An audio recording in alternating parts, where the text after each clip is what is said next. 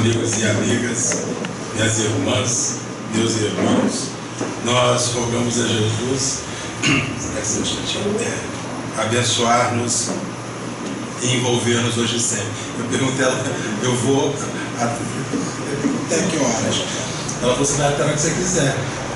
Então, vamos sair daqui umas 11 horas da noite, pelo menos, né?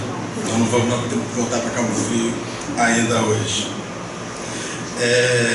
É sempre uma alegria renovada nós retornarmos a Macaé e vermos os nossos amigos do lar, os nossos amigos que vêm visitar a casa hoje e que já são amigos de longa data.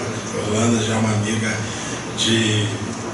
Eu era garoto, de 50, então teve muitos anos isso, e a gente sempre se renova, revendo os amigos, abraçando os amigos e renovando esses nossos ideais que funcionam como uma alavanca aos dias difíceis que nós vimos vivendo. Este ano foi um ano muito difícil. A nação viveu uma energia muito difícil. Os indivíduos, particularmente chegando às instituições espíritas, chegaram mais difíceis do que o habitual. As instituições espíritas, e olha que a gente roda centro espírita, estiveram muito difíceis esse ano. Nós tínhamos casas espíritas sólidas, casas espíritas firmes, sofrendo embates sérios. Particularmente, nós, há uns dias, mais ou menos um mês, conversávamos com um amigo que a mulher estava esperando a filhinha, e faltando 15 dias para a filhinha nascer, num ato súbito ela desencarnou no ventre da mãe, perfeita, com todos os exames feitos. Tiveram que induzir o parto de uma criança morta, teve que fazer a certidão de nascimento, posteriormente a certidão de óbito, sepultamento. E aí viveram essa experiência, e assim que finalizaram o sepultamento, não deu 8 dias, chega a notícia que o sogro estava com câncer de fase um pouco mais avançada.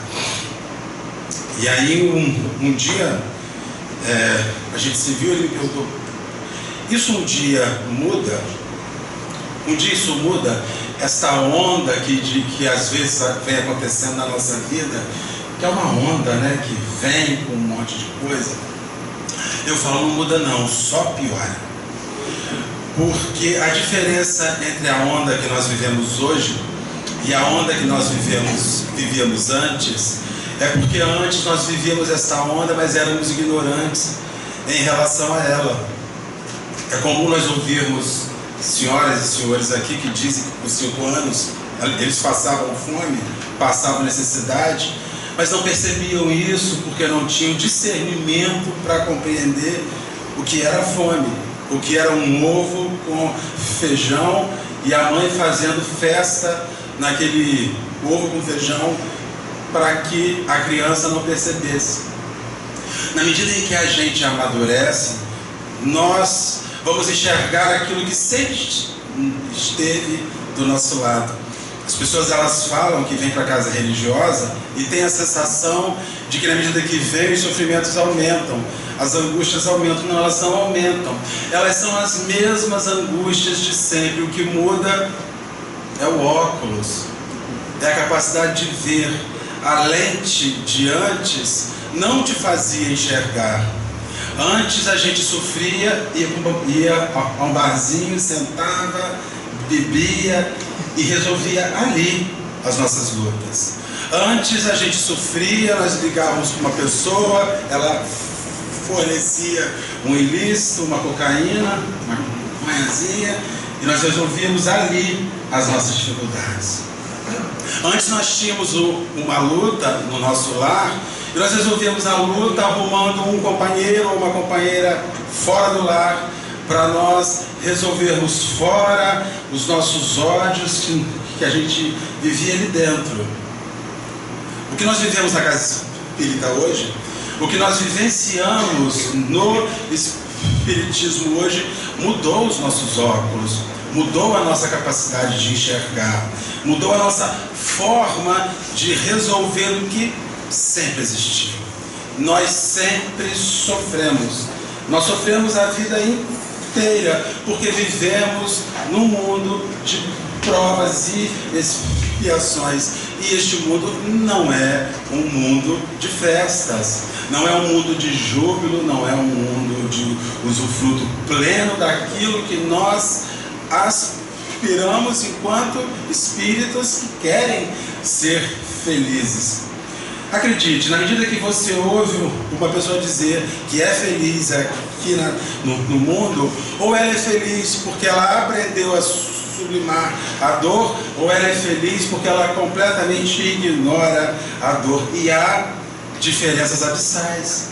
Há pessoas que são felizes porque fogem, porque o sofrimento chega aqui, ela vai para aquele lugar, o sofrimento chega, se estabelece em um lar infeliz, ela larga um ao outro. O sofrimento é a fome, ela sai, rouba um lugarzinho, pega, lesa, engana, mente e resolve as coisas de forma rápida.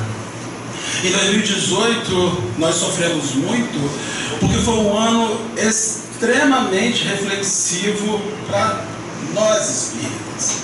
Foi um ano de nós olharmos o Brasil, olharmos as nossas lutas, olharmos a política, olharmos a família em particular, olharmos os nossos amigos, olharmos as relações usando lentes novas, lentes dos óculos espirituais que nós vimos recebendo ao longo dos anos que a gente está na casa espírita. Eu não acredito que em 2019 haverá menos dor. Não acredito. Mas eu acredito que em 2019 a dor já não vai ser mais vista como a nossa inimiga, mas ela vai ser vista como o nosso exame, o nosso vestibular, o nosso acesso a uma vida melhor, de homens que não fogem mais quando o sofrimento se estabelece, de indivíduos que não fogem mais quando as angústias chegam na nossa vida.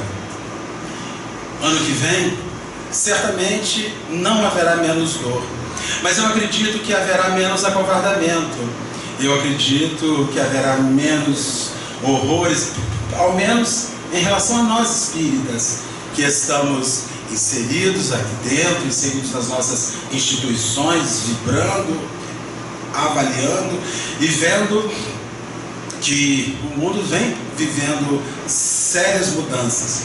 E nós só conseguimos enxergar essas mudanças porque estamos amadurecendo. Quem não amadurece não vê mudança. Quem não amadurece não enxerga nada. Quem não amadurece não vê as demandas, as necessidades, as renovações que advêm em meio à dor. O Evangelho, que é uma abordagem que a gente vai falar aos companheiros hoje, os Evangelhos inseridos na Bíblia, até porque é preciso que se fale isso aos companheiros. Nós observamos que nos centros espíritas, quando se fala hoje nós vamos falar sobre o Evangelho, aí tem um companheiro que nunca veio à casa espírita, aí a gente lê o Evangelho e fala assim, isso aqui está lá no Evangelho, no capítulo 5, bem-aventurados aflitos, mensagem de São Luís. O sujeito nunca veio aqui e fala assim, mas que Evangelho é esse?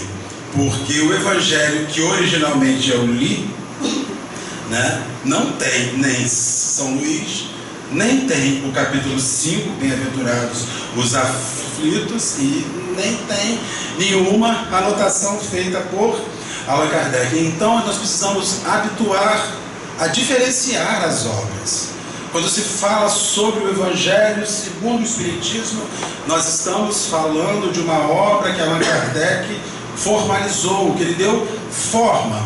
Mas hoje, em particular, nós vamos falar sobre os Evangelhos, aqueles que estão inseridos na Bíblia. E nós vamos fazer algumas anotações sobre ele.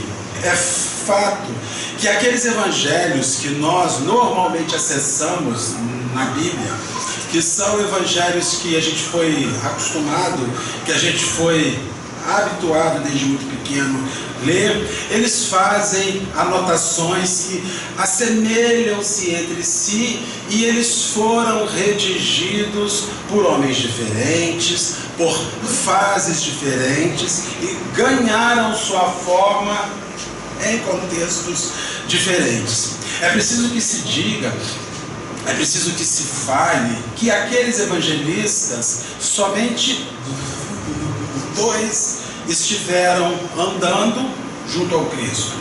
2 outros não caminharam com ele. Um, em particular, nunca o viu, nunca o presenciou em vida. E aí nós vamos iniciar falando um bocadinho sobre essas obras. O primeiro evangelho que nós vamos falar um pouco seria o do médico, ou melhor, o do publicano, o do homem que fazia o serviço de receber valores em nome de Roma, Mateus, o evangelista, que exercia uma função terrível. Ele era o aduaneiro, ele era aquele ligado à fiscalização, ele era aquele responsável por arrecadar dinheiro do povo, consequentemente, uma pessoa odiada, um indivíduo odiado e que vai se inserir como um dos discípulos do Cristo. Ele vai somar-se a um dos discípulos do mestre. Então, este primeiro evangelista, ele vai redigir a sua obra observando os atos, os fatos e as realizações que ele, como alguém que caminhava junto, percebeu, observou e fez as anotações. Era entre os discípulos o que tinha um nível intelectual mais elevado. Era entre os discípulos aquele que tinha as maiores letras. Então ele é um do que vai ser responsável em fazer as anotações. Mas nós precisamos ainda dizer aos companheiros que naquela época os companheiros não andavam junto levando seu pergaminho e seus elementos para fazer as anotações, e Jesus fazia algo e quando finalizava eles iam e faziam essas anotações. Essas anotações, elas começaram a surgir assim que estes homens percebem que estão envelhecendo e que precisavam fazer registros em redação de experiências que eles haviam vivido e que serviriam aos outros companheiros e que seria útil aos outros companheiros. Então, a gente tem este primeiro evangelista. O segundo evangelista, Marcos, ele não foi um discípulo, ele não foi um daqueles que andou com Cristo, mas há alguns indícios que haveria sido na casa de Marcos onde fora realizada a última ceia, porque a família de Marcos era uma família amiga do Cristo. Era uma família que tinha afeição a Jesus e ofereceu o seu lar a fim de que ele fizesse ali a última reunião junto aos discípulos. Marcos, a esta época, era um menino, era um jovem que observava, mas não se envolvia. Na medida que Marcos se torna adulto, ele observa em si uma demanda de fazer esta redação, de redigir o Evangelho. Então, ele faz um Evangelho, ele redige um Evangelho baseado nas anotações feitas dos seus familiares, de amigos, de indivíduos que assistiram, que testemunharam e que ouviram aquilo que o mestre havia realizado, aliado a alguns apontamentos soltos que outros indivíduos haviam realizado. Lucas era um médico. Lucas não conhecia o Cristo. Lucas era um discípulo vinculado ao apóstolo Paulo, e este solicita ao seu discípulo Lucas que redigisse apontamentos ligados à vida do Cristo. Solicita que Lucas vá encontrar-se junto a Maria de Nazaré para que esta fizesse os relatos daquilo que havia observado, ainda acolhendo relatos de outros companheiros, de outros indivíduos que estavam ali presenciando isso. Não era fácil, era um serviço árduo.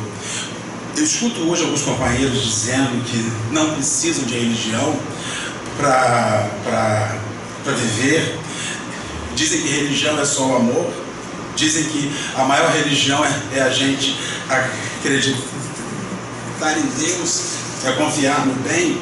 Mas é preciso dizer aos companheiros que se esses irmãos não tivessem feito esses apontamentos, nós nunca saberíamos que precisaríamos viver essas coisas. Então, religião é fundamental? Sim. Religião é importante? Sim. Você pode ter sérias dificuldades com os religiosos, mas não jogue isso em cima da religião.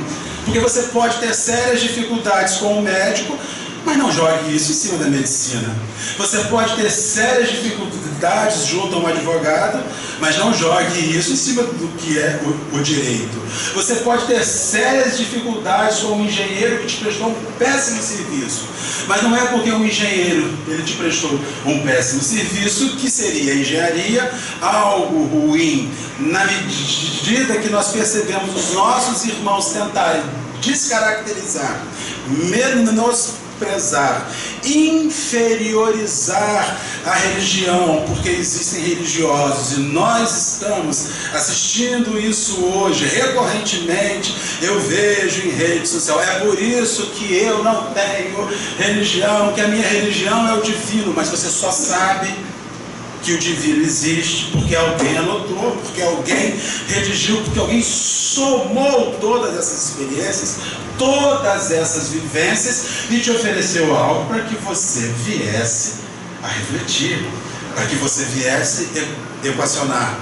Vou pedir aos companheiros, parem com essa bobagem de que nós não precisamos de uma religião. Precisamos sim de uma religião, e precisamos mais ainda ser bons religiosos, mais ainda vivificar, experimentar, transferir, dividir, compartilhar estes elementos que elevam a alma e que dão um sentido à religião.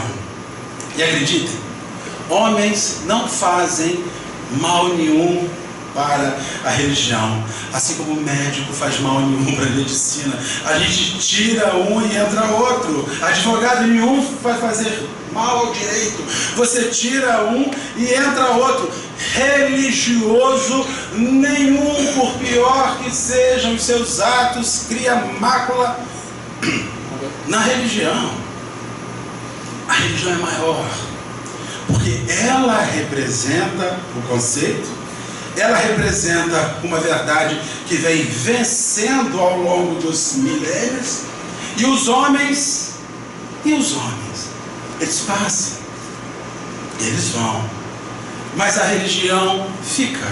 E aí nós vamos achar em Mateus, em Marcos e Lucas os três primeiros evangelistas a fazer anotações sobre o Cristo.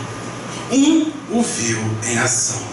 Outros dois fazem anotações com base naquilo que ouviram.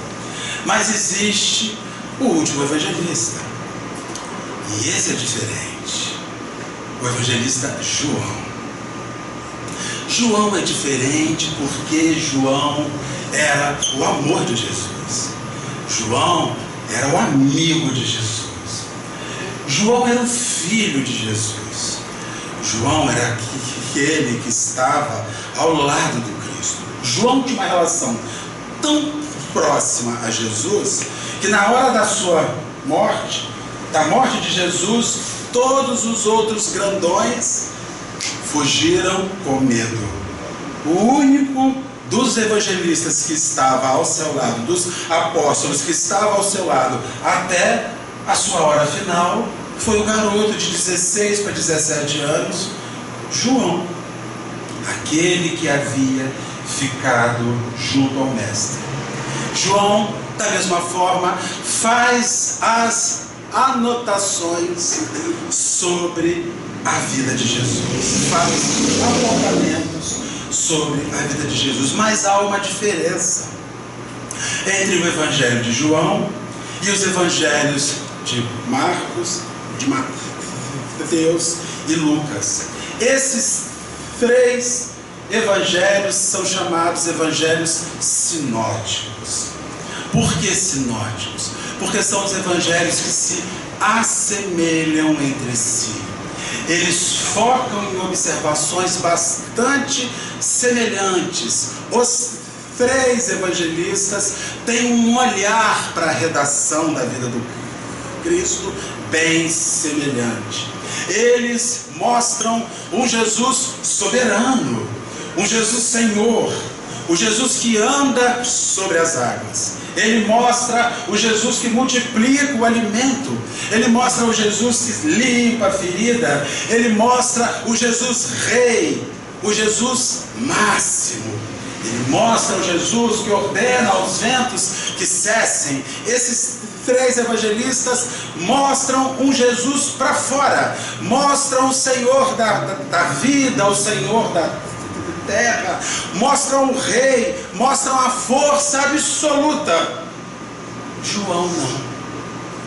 João vai mostrar o Jesus para dentro. Enquanto os três primeiros colocam Jesus como rei do mundo, João invoca o Jesus como o rei de si próprio, como o Senhor de si mesmo, e que vem nos fazer a observação sincera de podermos observar isso e percebermos de que muito mais do que um homem que mudou o mundo de fora, ele é um indivíduo que existe para mudar o mundo de dentro. Ele é um indivíduo que surge na minha vida, na sua vida, na nossa vida, com o objetivo de reflexão. Enquanto os outros discípulos mostram um Jesus que pode operar verdadeiros milagres pelo lado de fora, João vem nos fazer enxergar o mestre que faz a grande mudança de dentro. O indivíduo que vem fazer as grandes renovações por dentro. E no Evangelho de João, somente no Evangelho de João, nós vamos achar as 7 vezes que Jesus nos disse: eu sou. Isso é muito sério, porque nós viemos a uma instituição espírita e o que a gente mais exercita na casa espírita é nós. Aqui nós somos nós. E vem um indivíduo e apanha o mestre e o coloca na situação de eu, fazendo-nos observar logo de imediato que ele era aquele a quem nós deveríamos aspirar a ser. Ele se transforma no nosso objetivo existencial. E ali ele faz diversas anotações, e são sobre essas anotações que nós vamos falar hoje aos nossos irmãos. Em João, no capítulo 6, versículo 35, ele inicia dizendo: eu sou o pão da vida. Aquele que vem a mim nunca terá fome, e aquele que acredita em mim nunca sentirá sede. Não é uma coisa para se ver de fora. Jesus começa surgindo na anotação de João como o alimento que você precisa, a água que você precisa. E aí eu fico pensando, fazendo as minhas reflexões, nos dias em que minha alma está faminta, Toninho. Nos dias em que minha alma está sedenta, George. Porque há dias que a gente come e não enche. Porque não é aquilo que entra pela aqui na boca que vai nos dar saciedade. É um vazio na alma que nós corremos tantas vezes para o prato, para a geladeira, para as cantinas, para as lanchonetes, porque nós precisamos nos acompanhar daquele alimento. E aí nós começamos a refletir, nós espíritas que vivemos de alma faminta, o que nos falta como alimento real para a gente se saciar? Falta o Evangelho.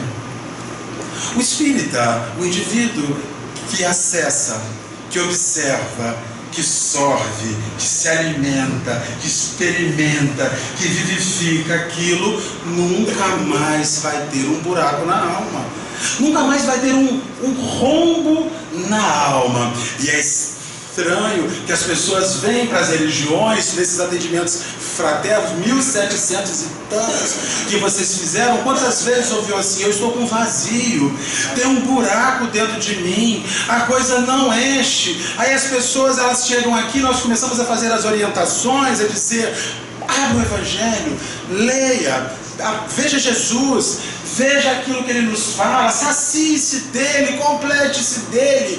Mas aquela saciedade que o Mestre nos diz, quase sempre nos fala, nos informa, nos diz respeito, que nós temos que largar os excessos do mundo que a gente coloca na nossa vida e que não deixa a alma completa.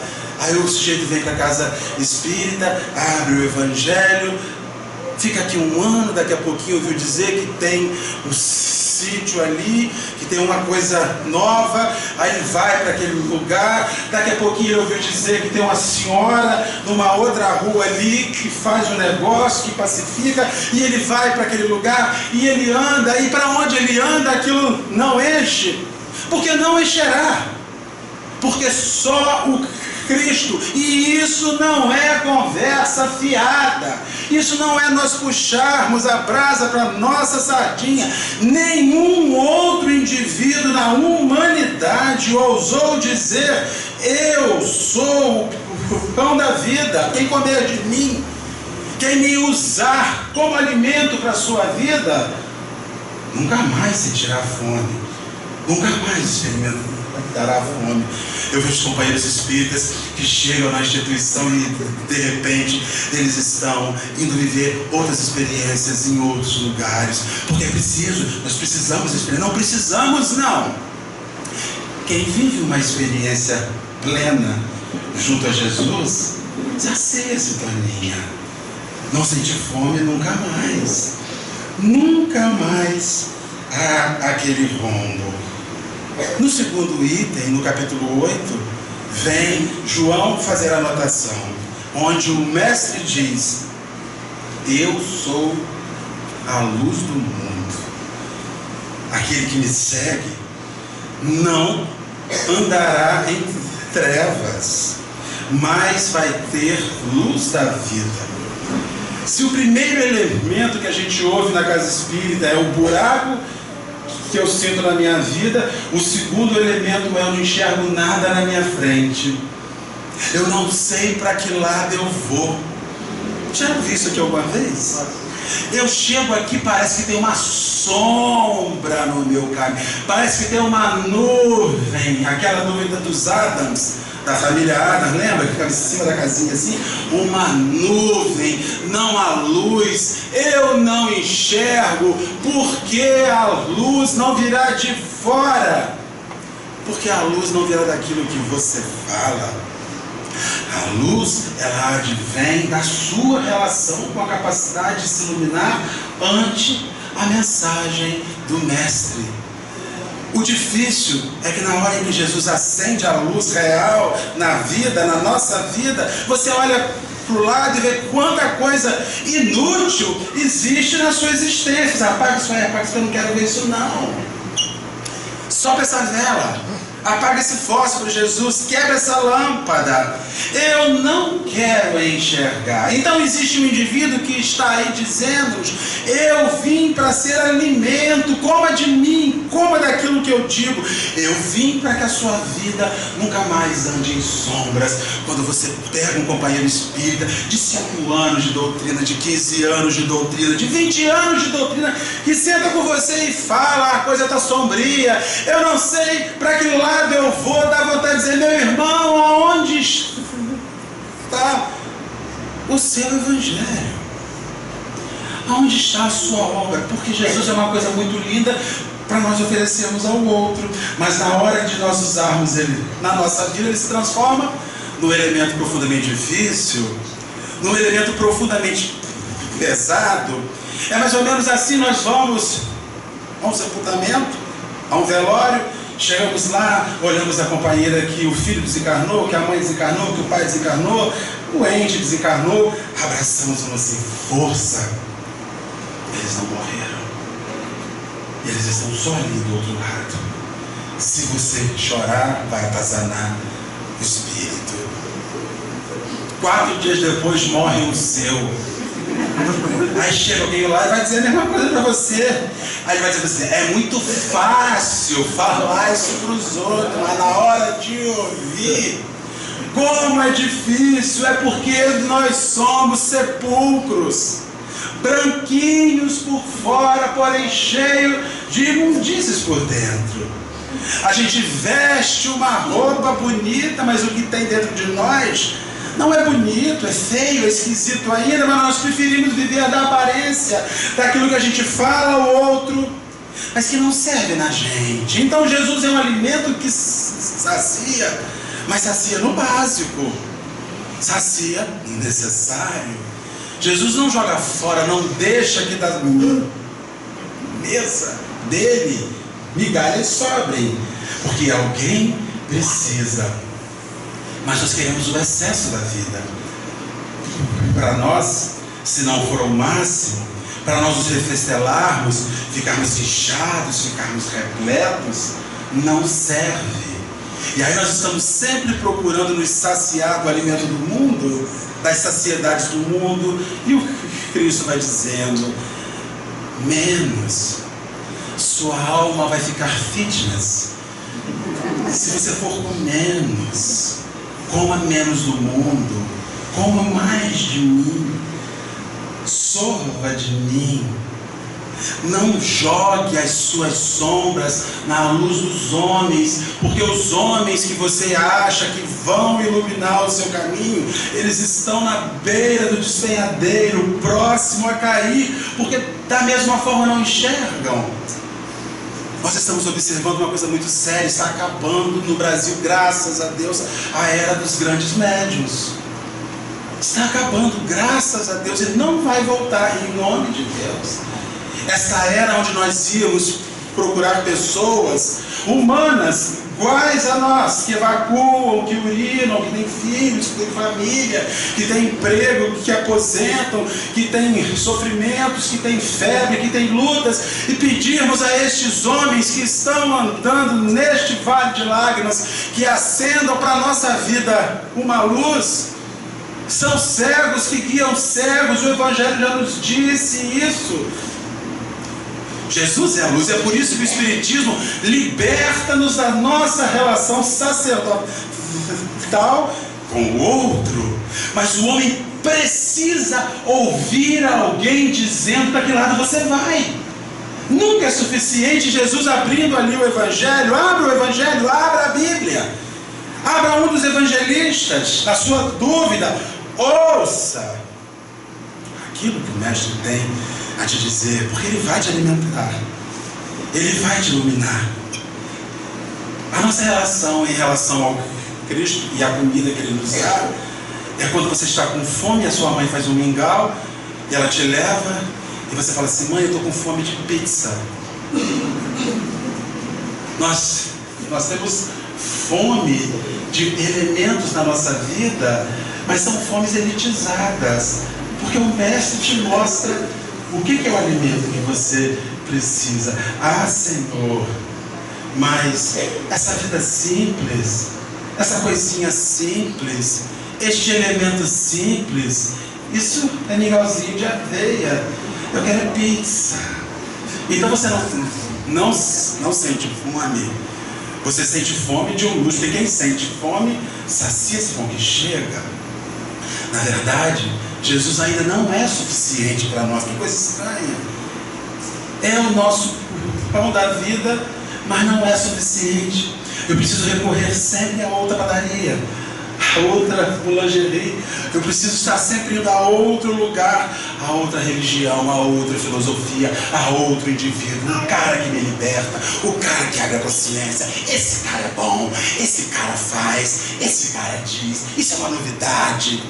Nós estamos procurando as novidades que roubam a gente da simplicidade, da originalidade que está aí 2000 anos. Jesus é o pão, Jesus é a luz. Segue ele dizendo ainda: tornou Jesus a dizer-lhes: em verdade eu vos digo que eu sou a porta que faz o resguardo das ovelhas. Naquela época, os que andavam com suas ovelhinhas, os homens que tinham as suas pequenas ovelhas, vamos falar aos companheiros, que não havia câmera de segurança, não havia alarme, não havia um celular, não havia como ligar para a polícia, para 190. Então você tinha os seus animais.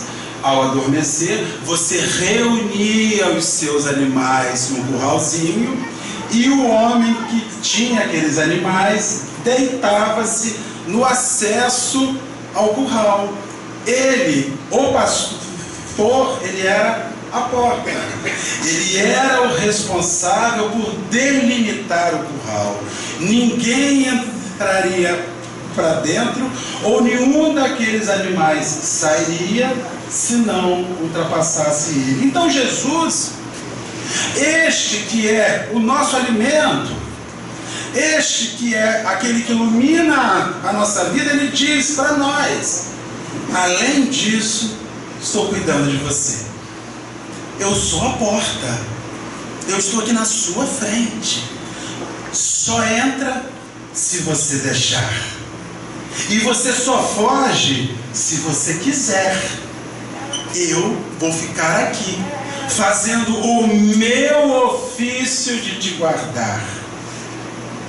Quando você ouve aqueles companheiros, aqueles 1.700 e poucos companheiros que vieram ao lar de Francisco este ano fazer os atendimentos aos vários que foram ao grupo Pedro ou João Batista, onde quer que seja, chegaram lá e disseram assim: eu não sei o que aconteceu, eu me perdi de Jesus, Jesus me abandonou, Deus me abandonou. Há pessoas que dizem isso, mas a bem da verdade, o Mestre já nos falou: eu sou aquele que guarda a sua vida. Se você sente que nós ficamos longe, é porque você foi embora, é porque você saiu de perto, é porque você ignorou a proteção que eu estou fazendo na sua existência. Sabe como funcionam as instituições espíritas? Elas funcionam semelhante a esse aprisco. Nós somos as ovelhinhas e a proteção se dá. Quando acaba a reunião, a gente sai e volta. Aí a gente erra, pula por cima, né, da porteirinha e vai por aí afora. E começa a fazer as coisas mais loucas da nossa vida. Aqueles companheiros que são envolvidos com política lesam, desviam, dizem que se eles não fizerem, o outro vai fazer, então ele não é bobo, ele faz. Aqueles outros companheiros enrolam, vão para o seu ambiente de trabalho, que são remunerados para executar uma função e passam o dia inteiro no WhatsApp, porque o outro fica e ele não está nem aí, porque ninguém está vendo, e ele já adiantou o seu serviço, ainda que a sua função não seja remunerada, para ficar no celular o dia inteiro conversando com seus amigos, e ele fica ali, e nós começamos a ver que as pessoas fogem, vão fazendo o que quiserem, são indivíduos que se somam a outros, são indivíduos que se equivocam junto a outros, e quando a coisa fica feia, eles fazem o quê? Eles voltam, correm de volta pedindo a proteção, mas chegam machucam feridas, chegam arranhados, depauperados, e muitas vezes não dá para recuperar. Há feridas que a gente faz na medida em que foge da proteção de Jesus, que a gente só vai recuperar na outra encarnação. Quando você fala, os companheiros precisam ler e se informar para evitar o tratamento espiritual, os companheiros precisam, para evitar o tratamento espiritual, manterem-se sob a proteção do Cristo. E essa manutenção da proteção do Cristo existe para aqueles que se alimentam dele, que deixam que a luz dele brilhe sobre eles. Estes se mantêm. Quem anda na sombra nunca sabe para onde vai, e quase sempre vai achar ao fim o abismo da vida. Segue esse homem que é a porta, que guarda a nossa vida, segue ele dizendo: eu sou o bom pastor. O bom pastor dá a sua vida pelas suas ovelhas. Então é um indivíduo que diz o seguinte: eu te alimento, eu não te deixo andar na sombra, eu vou vigiar a sua vida, vou ficar com você enquanto você quiser, e vou com você até o final, se você quiser. Eu só não vou com você se você me abandonar. Eu só não vou com você se você escolher outro caminho. Existe hoje uma mística louca nas pessoas, que elas dizem que determinados assuntos não se relacionam com a religião. Então você arruma um emprego ilícito e a religião vem na sua cabeça e diz assim: fulano, você está fazendo isso, está errado. Não, deixa a religião lá e eu vou fazer o que precisa ser feito aqui. Existem indivíduos hoje que, quando sentam, eles dizem que nós não podemos misturar religião com os assuntos da vida. Mas como não? Religião é o fiel, Jesus é o fiel que nos dá o plano do que fazer nesta vida bagunçada que está ao nosso redor. Como é que você age sem religião diante de uma dúvida, de uma luta? Quem age sem religião numa dúvida, age na sombra, porque Jesus não ilumina. Quem age sem religião numa luta, numa dúvida, age sem o vigilante que está ali do seu lado te protegendo. Quem age sem religião, quem faz sem religião, age sem aquele homem que está disposto, aquele espírito que está disposto a acompanhar você até o vale das sombras mais complexas. Se você precisar ir lá, mas for por uma demanda, uma necessidade de resgatar e recuperar alguém ou recuperar a sua vida, ele vai com você. Os indivíduos tiraram o Senhor, tiraram religião das suas práticas cotidianas. Se quando você olha para uma pessoa e sente um envolvimento sexual, uma atração sexual, você fizer uma oração, a probabilidade daquilo se desfazer é enorme. Senhor, eu tenho um lar, eu tenho um filho, eu tenho uma família. Não permita que isso avance para os meus sentimentos mais infelizes. Não permita, Senhor, que eu reflita da cintura para baixo. Deixa-me pensar do pescoço para cima. Faça isso. e a sensação se desfará na hora. Mas nesta hora, ninguém pensa em Deus. Ninguém alia. Eu conheci uma pessoa, ela me ofereceu um bagulho social, fim de semana, aquele, né? Porque o que tem de espírita fumando uma coiazinha de fim de semana está inexplicável.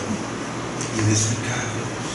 Eu digo a esses companheiros que o fazem, que isso daí fomenta o tráfico que gera violência nos nossos casos. Vocês são os cúmplices de toda essa violência que está aí fora e, consequentemente, responsáveis por toda essa desordem. Que nada, é para relaxar. Vem da onde? Não sei, tem um amigo que ele consegue.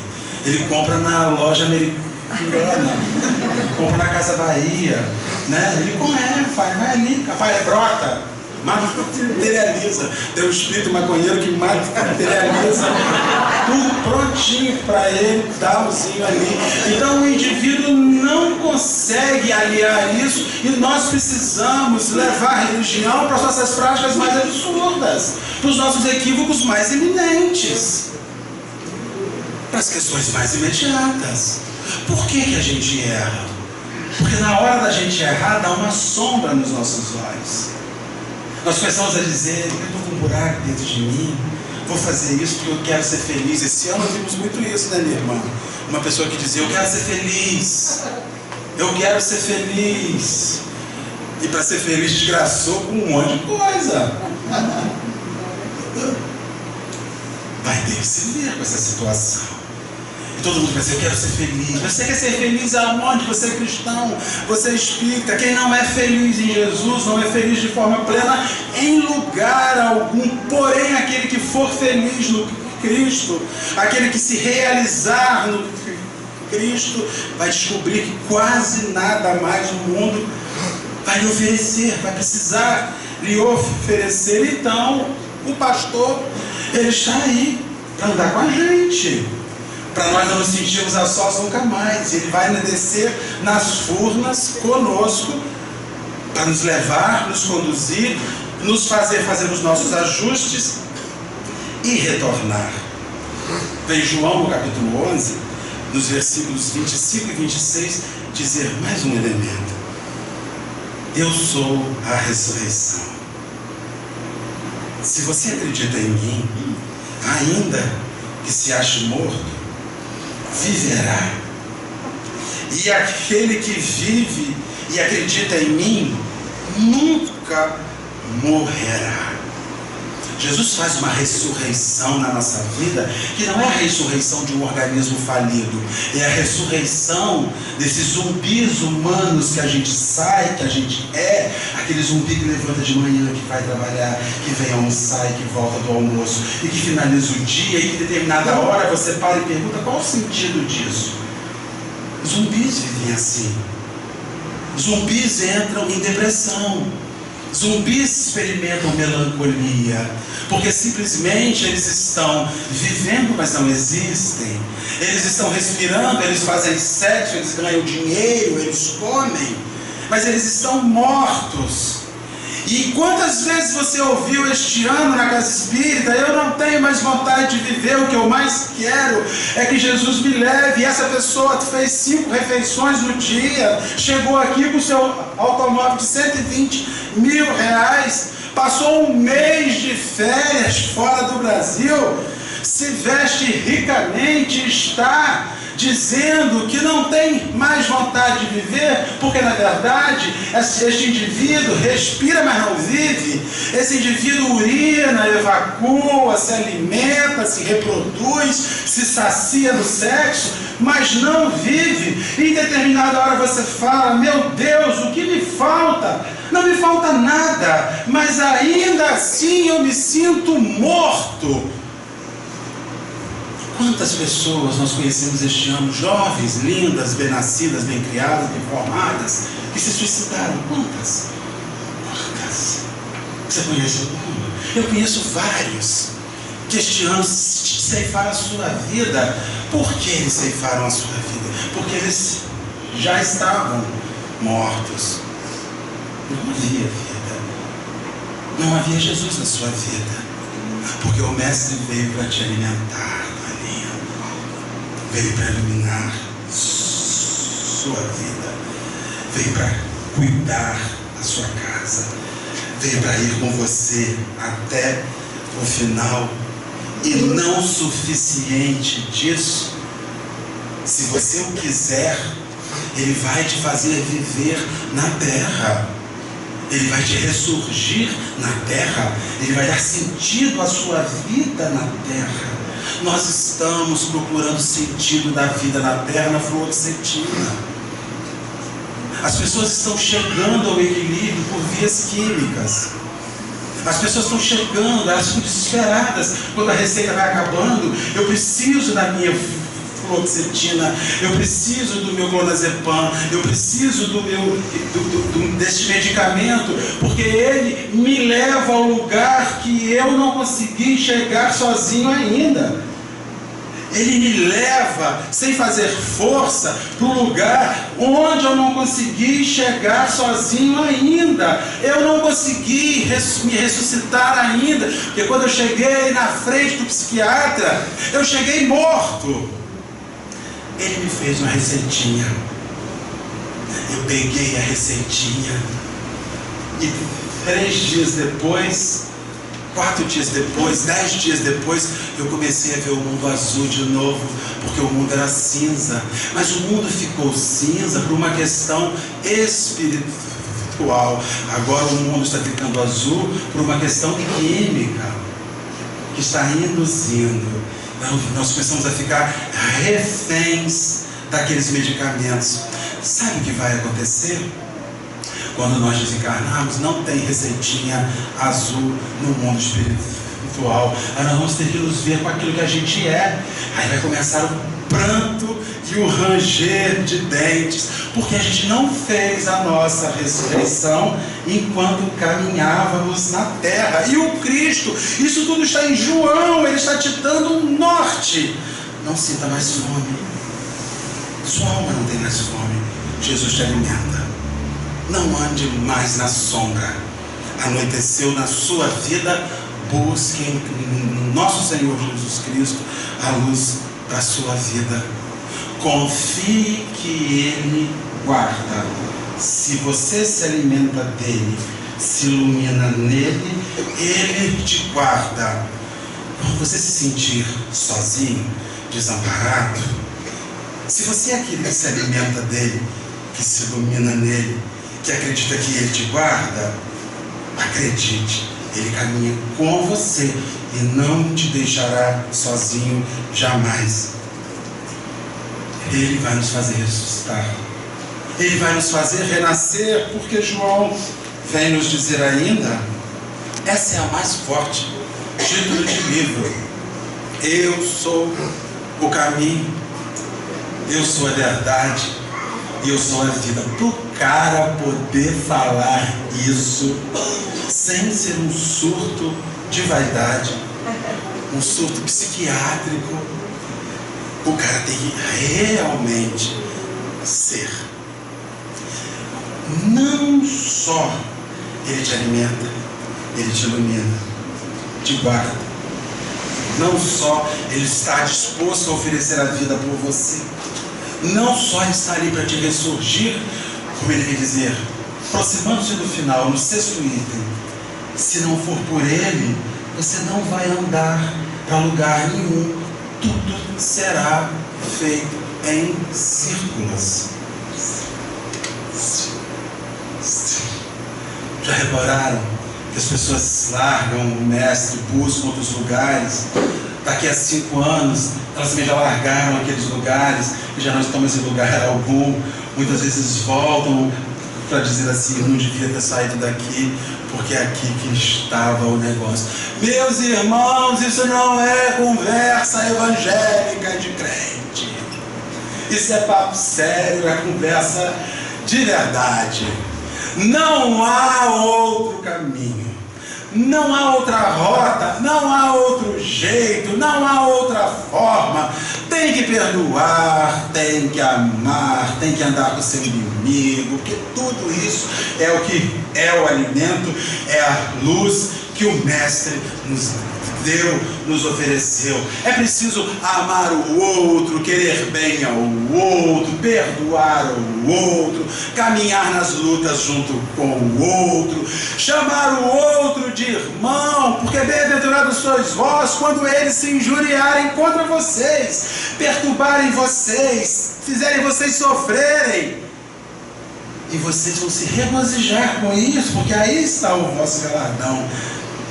É nessa hora em que você está achando que as coisas estão erradas, está tudo dando errado, mas que em Jesus você se segura na mensagem que você acredita, a salvação vem dali. Mas não é uma salvação de um anjinho de asas que vive num lago plácido, comendo uva, deitado mais além, né, aquela coisa enjoada, com harpa tocando no seu ouvido o tempo inteiro. Não é essa salvação. É a salvação de nós conseguirmos andar neste mundo sabendo o que nós viemos fazer aqui, sabendo qual o nosso sentido existencial, para diminuir o volume dos buracos que a nossa vida vem nos apresentando. Nós estamos envelhecendo amargos. Há quanto velho amargo? O que é um velho amargo? Um velho amargo foi um jovem que não olhou para o Cristo. É um indivíduo que não sabe o que tirar da vida, o que esperar da vida, qual o sentido da vida. Nós estamos vendo hoje menininhos felizes porque estão ainda em situação muitas vezes de fuga, de não olhar para aquilo que está acontecendo ao seu redor. Então, se não é Jesus quem te alimenta, se não é Jesus quem te ilumina, se não é Ele quem cuida da sua vida, se não é Ele o sujeito que anda com você, se não é Ele o sujeito que te faz ressurgir, se não é Ele o sujeito que você acredita como um caminho, a gente anda em círculos, vazio, com fome, na sombra, despreparado, desprotegido e a sós. Aí você chega na casa espírita e ouve o companheiro espírita dizendo assim: minha vida está uma porcaria, nada dá certo. O que você deseja que dê certo? Vai dar certo para quem? Onde e por quê? Para quem? Qual o sentido de dar certo para você? Abra o Evangelho e faça a descoberta que está dando certo. Está dando muito certo. Está dando certo na medida daquilo que você organizou quando ia reencarnar. E o que você está afim hoje é de mudar essa comida, de mudar essa luz, de fugir dessa proteção, de escolher outras companhias, porque esta vida não está agradando. E o último, eu sou, ele diz o seguinte: eu sou a videira e ele, o meu pai, é o lavrador. Os ramos que não dão uva, ele corta, embora eles estejam em mim. Mas os ramos que dão uva, ele acerta, para que fiquem limpos e deem mais uvas ainda. Essa é a questão final e é o X da questão. Ele te alimenta, Ele nos ilumina, nos protege, anda conosco, dá a sua vida por nós, se apresenta como um caminho, verdade e vida. Porém, nós somos os ramos da videira. Se nós não frutificarmos, nós vamos ser arrancados. O que está acontecendo na casa espírita hoje? Ela está cheia de gente que não frutifica. Mas que não frutifica para a instituição, não frutifica para si próprio, não frutifica para a sociedade. É o sujeito que vem na instituição espírita, aprende espiritismo e tem horror do seu vizinho, tem ódio do seu chefe, tem ódio de determinado político, lança para ele todos os petardos mentais possíveis e imagináveis. É o sujeito que vem à instituição espírita e lesa, e rouba, e desvia, e mente, falseia, e trai. Que frutos ele dá? O que ele frutifica? Por que será que tantas vezes nós perguntamos assim: meu Deus, mas eu vou ao centro e parece que as coisas não acontecem? É porque a gente vem ao centro, mas não botou o centro dentro da gente. E consequentemente não pegou Jesus e botou dentro da gente. Como comida, como luz, como caminho, como proteção, como aquele que nos oferece a ressurreição, nos oferece a vida, nos oferece a rota certa. Se nós não frutificarmos, nós seremos arrancados um por um, porque não temos o que fazer ali. De que serve uma árvore que não frutifica? Jesus chega na figueira, procura na figueira figos e não encontra. O que ele faz? Que ninguém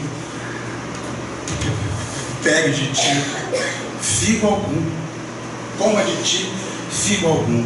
No dia seguinte, eles passam lá e a figueira ela está seca. Uma árvore que não oferece frutos não tem por que existir. Não alimenta ninguém. Para nossa reflexão final, João nos faz este apontamento. É a nossa hora para este fim de ano e início do ano que vem, primeiro nos autoavaliarmos. Eu venho sentindo muita fome espiritual? Se venho, onde está Jesus na minha vida que não me alimenta? Eu levanto de manhã, abro os meus olhos, está um dia lindo lá fora, e ainda assim há uma sombra sobre mim que eu não enxergo nada. Onde está Jesus que não me ilumina? Acordei de manhã com uma sensação de que eu estou longe do Mestre. É hora de retornar próximo a Ele. É hora de chamá-lo para junto de mim como um amigo que não me separa. De rogar a Ele: Senhor, me ressuscite. Eu quero saber para que lado eu vou. Eu não quero ser um walking dead espiritual que anda esperando primeiro as férias, depois esperando as férias do ano que vem, depois esperando a aposentadoria, depois esperando a previdência privada, depois esperando, aí morre. Já começa a fazer plano funerário. Um sujeito que está fazendo plano funerário já está jogando sua encarnação fora, pelo amor de Deus. Faça um plano de vida bacana. Aí não um plano de recursos amoedados. Faça um plano de estar vivo nesta vida, de não caminhar por essa vida como uma morta, que não sabe o que veio fazer aqui. Deixe o Mestre te ressuscitar e não se deixe enganar por outros caminhos. Eles não existem. Só tem um. E não é papo não de espírita. Só tem um, porque ele é o único que sobreviveu. Ele é o único que se irradiou pelo mundo de forma violenta, é o Cristo. Agora, para finalizar, que eu estou frutificando? Quantos alimentam-se de mim? Eu me alimento de mim? Eu já sou alguém que tira algo de bom de mim? Ou sou simplesmente aquele homem que anda junto, mas que não faz nada daquilo que vem aprendendo?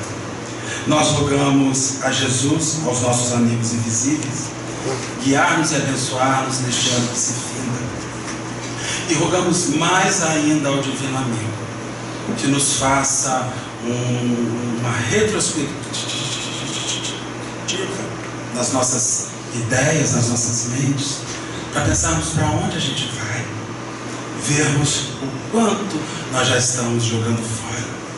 Quando uma pessoa me diz assim: eu sou espírita há 30 anos, eu falo: você deveria estar andando ao metro do chão, que a pessoa está pior do que era antes. Quem é espírita há 30 anos já deveria estar perdoando há 30 anos, amando há 30 anos, já deveria estar fazendo tudo isso há 30 anos. Se você fala isso para encher a bola, para de falar. Fala assim, estou neófito, só cheguei há 3 meses. Porque quanto mais a gente fala que está inserido, você tem que estar fazendo aquilo ali, ou experimentando aquele elemento, né?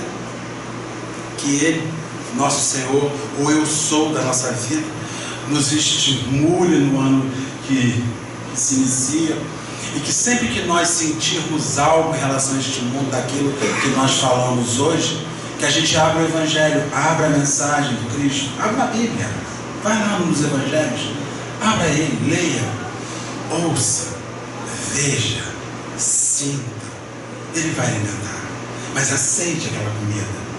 Às vezes não é a pizza que você quer, mas é um mingauzinho que vai te saciar, é leve e vai fazer um serviço excelente do seu organismo espiritual. Que Jesus nos guarde e nos abençoe hoje sempre. A minha gratidão aos companheiros por nós estarmos juntos aqui e mais este ano.